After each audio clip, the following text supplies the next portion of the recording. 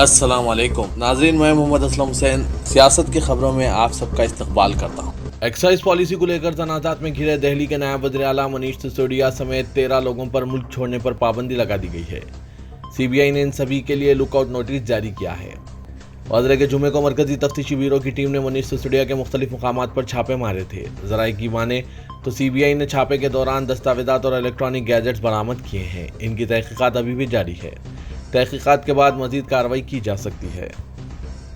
CBI की कार्रवाई के बाद मनीष सिसोदिया और पार्टी लीडर बीजेपी और वज़ीर आज़म नरेंद्र मोदी पर हमलावर हैं। मनीष सिसोदिया ने पीएम मोदी का पुराना वीडियो ट्विटर पर शेयर करते हुए इन पर तंज किया है। उन्होंने लिखा कि ये देखते हुए कि आहिस्ता आहिस्ता मौसम भी बदलते रहते हैं, हवाएं भी आपकी रफ्तार से हैरान होती हैं जनाब। वाज़रे के जांच एजेंसी ने दावा किया है कि सिसोदिया के करीबी साथी की कंपनी को मुबैना तौर पर 1 करोड़ रुपए की अदायगी की गई है, जबकि सिसोदिया ने कहा कि उन्होंने कोई गलत काम नहीं किया है और वो सीबीआई की जांच और इसके छापों से नहीं डर रहे हैं। पंजाब और हरियाणा हुकूमतों ने चंडीगढ़ के हवाई अड्डे का नाम आज़ाद पसंद भगत सिंह के नाम पर रखने पर इत्तेफाक किया है। यह फैसला पंजाब के वज़ीर आला भगवंत मान और हरियाणा के नायब वज़ीर आला दुष्यंत चौटाला के दरमियान इस मामले पर हुई मीटिंग में किया गया। वज़ीर आला मान ने ट्वीट किया, पंजाब और हरियाणा ने चंडीगढ़ इंटरनेशनल एयरपोर्ट का नाम शहीद भगत सिंह जी के नाम पर रखने पर इत्तेफाक किया है। इस मामले पर हरियाणा के नायब वज़ीर आला दुष्यंत चौटाला के साथ एक मीटिंग हुई है। हरियाणा हुकूमत के बयान के मुताबिक चौटाला ने कहा, शहीद भगत सिंह ऐसे आज़ाद पसंद थे जिन्होंने हर नस्ल के नौजवानों को मुतासिर किया। उन्होंने कहा कि हवाई अड्डे की तामीर और जदीद कारी में दोनों रियासतों और चंडीगढ़ इंतजामिया का इज्तिमाई ताउन रहा है। दिल्ली के नायब वज़ीर आला मनीष सिसोदिया की रिहाइशगाह पर सेंट्रल ब्यूरो ऑफ इन्वेस्टिगेशन के छापे के एक दिन बाद राज्यसभा के रुकन कपिल सिब्बल ने कहा कि तहकीकाती एजेंसी जो कभी पिंजरा थी वहां एक बंद तोता था और अब वो बाहर निकल गया है पिंजरे का, लेकिन इसके पंख जाफरानी हैं। उन्होंने कहा कि एनफोर्समेंट डायरेक्टरेट भी इसके विंग्स के तौर पर काम कर रहे हैं। सीबीआई ने दिल्ली की एक्साइज पॉलिसी के निफाज में मुबैना बदउनवानी के सिलसिले में सिसोदिया के घर और 30 दीगर मुकामात पर छापे मारे हैं। सिब्बल ने ट्वीट किया, सीबीआई जो कभी पिंजरे में बंद तोता थी अब पिंजरे से बाहर है। अब इसके बाजू जाफरानी हो गए हैं और ईडी भी इसके परों का काम कर रही है। कपिल सिब्बल ने कहा कि यह सीबीआई वही दोहराती है जो इसका बॉस कहता है। सीबीआई दिल्ली में नई एक्साइज पॉलिसी में बदउनवानी के इल्जाम में नायब वज़ीर आला मनीष सिसोदिया के घर पर मुसलसिल छापे मार रही है। बीजेपी के साथ साथ कांग्रेस भी इसको लेकर आम आदमी पार्टी को निशाना बना रही है। पीडीपी लीडर महबूबा मुफ्ती ने इसके लिए कांग्रेस को निशाना बनाया और बीजेपी पर प्रोपेगेंडा की हिमायत करने का इल्जाम लगाया। दरअसल कांग्रेस लीडर कन्हैया कुमार ने मरकजी हुकूमत पर अपोजिशन का गला घोटने के लिए सीबीआई का गलत इस्तेमाल करने का इल्जाम लगाया। कन्हैया कुमार साबिक वज़ीर आज़म आंजनी राजीव गांधी के यौम पैदाइश के मौके पर कांग्रेस की तरफ से मुनक्किदा एक तकरीब में शिरकत के लिए दिल्ली आए थे। एक सवाल के जवाब में कन्हैया ने कहा कि सीबीआई जैसी तफ्तीशी एजेंसियां मुल्क की हिफाजत के लिए मौजूद हैं, लेकिन इस वक्त बीजेपी की ज़ेर क़यादत मरकजी हुकूमत अपनी कुर्सी बचाने के लिए इसका गलत इस्तेमाल कर रही है। अपोजिशन का गला घोटने के लिए सीबीआई का इस्तेमाल किया जा रहा है। राजस्थान से ताल्लुक़ रखने वाले बीजेपी लीडर ज्ञानदेव आहूजा अपने मुतनाज़ा बयानात के बाद तनाज़ात में घिर गए हैं। दरअसल इनकी एक वीडियो सोशल मीडिया पर वायरल हो रही है जिसमें वो कह रहे हैं कि हमने इनके 5 लोगों को मारा है, लेकिन पहली बार इन लोगों ने हमारे किसी फ़र्द को कत्ल किया है। इस मामले में पुलिस ने इसके खिलाफ FIR दर्ज कर ली है। पुलिस ने ज्ञानदेव आहूजा के खिलाफ बेलगाम रिमार्क्स करने और मजहबी जज्बात को भड़काने के इल्ज़ाम में एक FIR दर्ज की है। राजस्थान के गोविंदगढ़ में ज्ञानदेव आहूजा ने चिरंजी लाल के घर पर एक मुतनाज़ा बयान दिया जो हुजूमी तशद्दुद में मारा गया था। बताया जा रहा है कि आहूजा उदयपुर में कन्हैया लाल का सर कलम करने के वाक़े का हवाला दे रहे थे। उन्होंने ये भी कहा कि मैंने अपने कारकुनों को मुकम्मल आज़ादी दी है, मैंने इसे ज़मानत की भी यकीन दहानी कराई है।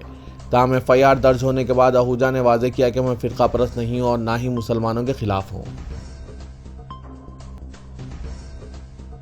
गुजरात फसादात के दौरान बिल्खुस बानू के साथ हुए जुर्म के मुजरिमों को गुजरात हुकूमत की जानिब से रिहा कर दिया जाना अब बीजेपी के गले की हड्डी बनता नजर आ रहा है, क्योंकि इस मामले की गूंज अब आलमी सतह तक पहुंच गई है और आलमी सतह पर बीजेपी के साथ साथ मोदी हुकूमत के लिए रुसवाई का सबब बनती जा रही है। इस मदरी और कत्ल के मुजरिमों की रिहाई पर जहां मुल्क में मुसलसिल आवाज़ बुलंद हो रही है, वहीं आलमी सतह पर भी इस ताल्लुक से रद्दअमल का इजहार किया जा रहा है।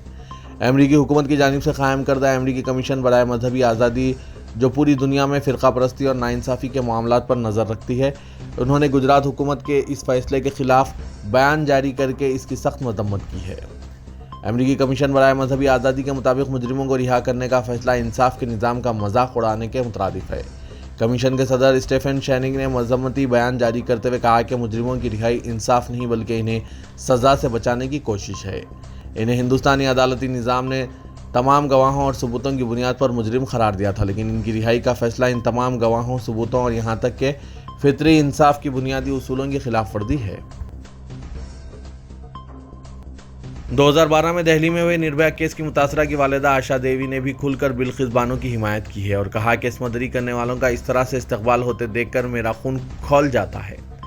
गुजरात हुकूमत ने जो कुछ किया है वो बिल्कुल गलत और मुतासरीन का मजाक उड़ाने के मुतरादिफ है। उन्होंने इन अफराद की भी मजम्मत की जो इन मुजरिमों की हिमायत कर रहे हैं और जिन्होंने जेल के बाहर गले में हार डालकर, आरती उतारकर और मिठाइयाँ खिलाकर इन सभी का इस्तकबाल किया। आशा देवी के मुताबिक इनका इस्तकबाल तो बिल्कुल ऐसे किया गया जैसे वो कारगिल की जंग जीत कर आ रहे हों। ये हरकत सख्त काबिल मजम्मत है।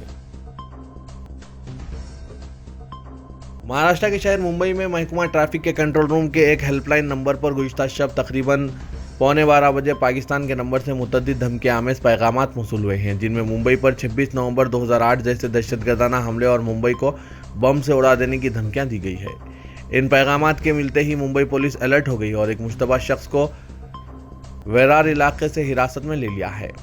इस पैगाम में चंद हिंदुस्तानी फ़ोन नंबर भी मिले हैं जिनकी तलाश शुरू कर दी गई है। इन पैगामात में यह भी धमकी दी गई है कि 6 लोग मुंबई पर हमलों का अंजाम देंगे। मुंबई के पुलिस कमिश्नर विवेक भंसलकर ने प्रेस कॉन्फ्रेंस से खिताब करते हुए कहा कि जो धमकी आमेज़ पैगाम मिले हैं इनका कंट्री कोड पाकिस्तान का है। इसी मुंबई के साहिलों पर न सिर्फ सिक्योरिटी बढ़ा दी गई है बल्कि ऑपरेशन सागर कोच भी शुरू कर दिया गया है ताकि समंदर के रास्ते से शहर को कोई खतरा न हो।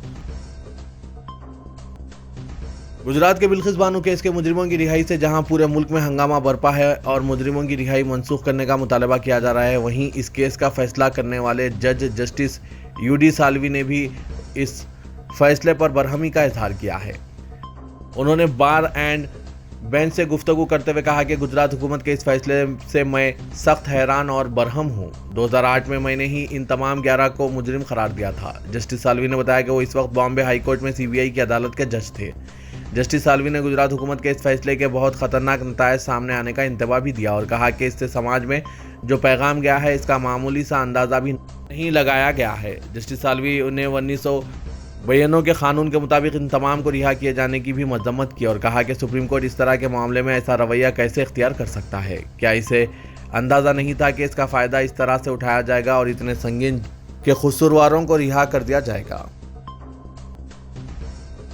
कर्नाटक के बेंगलुरु शहर के जुनूब के deputy commissioner of police P Kishankant ने बताया कि आखिरी लम्हात में मुनव्वर फारूकी के शो को मनसूख कर दिया गया क्योंकि मुंतजमीन ने इजाज़त नहीं मांगी थी। मनसूखी उस वक्त हुई जब एक हिंदुत्ववादी तंजीम ने city police commissioner CH Pratap Reddy को दरख्वास्त दी थी कि फारूकी ने अपने शोज में लॉर्ड राम और देवी सीता के बारे में तौहीन-आमेज़ तबसरे करके हिंदुओं के जज्बात को ठेस पहुंचाई थी। कबल अज़ीम फारूकी ने एक इंस्टाग्राम पोस्ट में कहा कि इनका हैदराबाद शो शेड्यूल के मुताबिक हफ्ते को होगा और हो चुका है। ये 1 साल से भी कम अरसे में दूसरा मौका था जब कर्नाटक के दारुल-हुकूमत में फारूकी का शो मनसूख किया गया। कर्नाटका के कॉलेजों में मुस्लिम तालिबात के हिजाब पहनकर क्लास में जाने से मुतालिक तनाज़े का असर मुस्लिम तालिबात की पढ़ाई पर वाज़ेह तौर पर नजर आने लगा है। मैंगलोर यूनिवर्सिटी के वाइस चांसलर प्रोफेसर PS यदीपरथा ने मई में ऐलान किया था कि जो तालिबात बगैर हिजाब की क्लास में शामिल होने के ख्वाहिशमंद नहीं हैं, इन्हें ट्रांसफ़र सर्टिफिकेट जारी कर दिया जाएगा। इसके बाद से 16% से ज़्यादा मुस्लिम तालिबात MU से मुतालिक सरकारी और इमदाद याफ्ता कॉलेजों के दूसरे, तीसरे, चौथे और 5वें सेमिस्टर में अपनी TC ले ली है।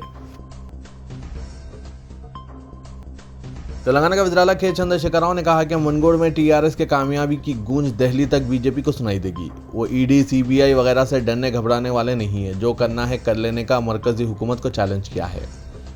मुनगुड़ में TRS की तायीद करने पर CPI से इजहार तशक्कुर किया है। BJP से लड़ने मुस्तकबिल में कम्युनिस्ट जमातों से इत्तेहाद करते हुए काम करने का KCR ने ऐलान किया। वज़ीर आला KCR ग्रेटर हैदराबाद से 4000 गाड़ियों के काफिले के साथ मुनगुड़ पहुंचे और जलसे आम से खिताब करते हुए ज़मनी इंतखाब के लिए TRS की इंतखाबी मुहिम का अमलन आगाज़ किया। KCR ने कहा कि अगर कुछ गलत किया गया तो ED से डरना। उन्होंने कोई गलती नहीं की है, इसलिए इन्हें ED का कोई खौफ नहीं है। हुकूमत इनके खिलाफ जो चाहे कार्रवाई कर सकती है। चंद्रशेखर राव ने कहा कि मोदी इनके खिलाफ कुछ करें ना करें, मगर वो मरकज से मोदी हुकूमत को बेदखल करने तक आराम नहीं करेंगे। सियासी जमातों से बालातर होकर मुसलमानों की हालत-ए-ज़ार में तब्दीली लाने की एक कोशिश की शुरुआत की गई है। यही वजह है कि मुख्तलिफ जमातों से ताल्लुक़ रखने के बावजूद हम एक प्लेटफार्म पर इकट्ठा हुए हैं और मुल्क को दरपेश मसाइल के हल के लिए कौमी सतह पर एक प्लेटफार्म तैयार किया जा रहा है। हमारे अपने अपने शोबों के बेहतरीन माहिरीन मौजूद है। उम्मीद है कि हैदराबाद से इस तहरीक को न सिर्फ वुसअत मिलेगी बल्कि चार चांद लग जाएंगे। इन ख्यालात का इजहार साबिक़ मरकज़ी वज़ीर और सुप्रीम कोर्ट के सीनियर वकील सलमान खुर्शीद ने MJ कॉलेज ऑडिटोरियम में Indian Muslim for civil rights के आइडिया ऑफ इंडिया कॉन्क्लेव से सदारती खिताब के दौरान किया। साबिक़ रुकन राज्यसभा मोहम्मद अदीब, रुकन parliament Lok Sabha Bahujan Samaj party Kunwar Danish Ali, Aamir Ali Khan news editor Siyasat, Nisar Ahmed retired IPS, Fazeel Ayubi supreme court के वकील, मसूद रिजवी साबिक़ चेयरमैन आबी वसाइल हुकूमत हिंद के अलावा दीगर ने कॉन्क्लेव से खिताब करते हुए कौमी सतह पर मुसलमानों के इत्तेहाद और दीगर बरादरान वतन को साथ लेकर चलने की कोशिशों को वक्त की अहम ज़रूरत करार दिया है। हैदराबाद के शिल्पा कला वेदिका के पास कशीदगी के दौरान मशहूर कॉमेडियन मुनव्वर फारूकी का कॉमेडी शो कामयाब रहा है। बीजेपी रुकन असेंबली राजा सिंह और हिंदुत्व तंजीमों की धमकियां बेअसर रही। पुलिस ने एहतजाजियों को गिरफ्तार करके लॉ एंड ऑर्डर को कंट्रोल किया। तकरीबन 1.5 घंटे तक मुनव्वर फारूकी ने अपना शो पेश किया। गुज़िश्ता 2 दिन से बीजेपी रुकन असेंबली राजा सिंह BJYM वो हिंदुत्व तंजीमों मुनव्वर फारूकी के खिलाफ मुजाहरा कर रही थी। शहनशीन को आग लगा देने और मुनव्वर फारूकी पर हमले की धमकियां दी जा रही थी, लेकिन पुलिस ने न सिर्फ शो की इजाज़त दी बल्कि 5 DCPs के साथ सख्त इंतजाम किए। अलहदा एहतजाज करने शिल्पा कला वेदिका पहुंचने एहतजाजियों को गिरफ्तार करके गच्चीबौली पुलिस स्टेशन मुंतकिल कर दिया गया। रुकन पार्लियामेंट हैदराबाद असदुद्दीन अवैसी ने कहा है कि नरेंद्र मोदी ने तलाक़ सलासा बिल की मंजूरी के वक्त ऐवान पार्लियामेंट और इसके बाहर ये कहा था कि वो मुस्लिम बहनों के भाई हैं। जिस वक्त मुल्क आज़ादी के 75 साल की तकमील का जश्न मना रहा था और नरेंद्र मोदी बहैसियत वज़ीर-ए-आज़म लाल किले से ख़वातीन के इज़्ज़त व एहतराम करने का कौम से अहद ले रहे थे, इसी वक्त ये खबर आई कि भारत की बेटी बिल्किस बानो की इस्मत को तार तार करने वाले और इसके अरकान ख़ानदान का इज्तिमाई कत्ल करने वाले दरिंदों को गुजरात की हुकूमत ने रिहा कर दिया। वो नरेंद्र मोदी से ये कहना चाहते हैं कि बिल्किस भी इनकी वतनी बहन है। बहैसियत वज़ीर-ए-आज़म इंसाफ की खातिर अपना खुसूसी इख्तियार इस्तेमाल करें और जिन 11 मुजरिमीन को रिहा कर दिया गया है इन्हें दोबारा जेल भेज दिया जाए। असदुद्दीन अवैसी ने कहा कि जिसके दिल में ज़रा बराबर भी इंसानियत जिंदा है वो हरगिज़ इस बात को बर्दाश्त नहीं करेगा कि इस कदर इंसानियत सोच जराइम में मुलविस अफराद को रिहा किया जाए। इन जालिमों ने बिल्किस के ख़ानदान के दीगर ख्वातीन की भी इज्जतें लूटी और बिल्किस की 3 साल की कमसिन लड़की का सर पकड़कर इसे पत्थर पर पटक दिया। वो दरिंदे जिन्हें बिल्किस बानो चिचा कहकर पुकारती थी, ये घिनौना काम वही अफराद ने इसके साथ किया। इन दरिंदा सिफत पड़ोसियों के खिलाफ बिल्किस ने गुजरात पुलिस से शिकायत की तो उस वक्त पुलिस ने मजलूम की मदद नहीं की। डॉक्टर्स ने भी शवाहिद को छुपाने की कोशिश की। बेसरो सामानी के आलम में इंसाफ की खातिर बिल्किस मुसलसल जद्दोजहद करती रही और इनके शौहर ने हर मोड़ पर अपनी बीवी का साथ दिया। ओवैसी ने कहा कि वो बिल्किस के शौहर को सलाम करते हैं। बड़ी मुश्किल से जालिमों को सजा हुई थी। गुजरात की हुकूमत ने इन्हें रिहा कर दिया।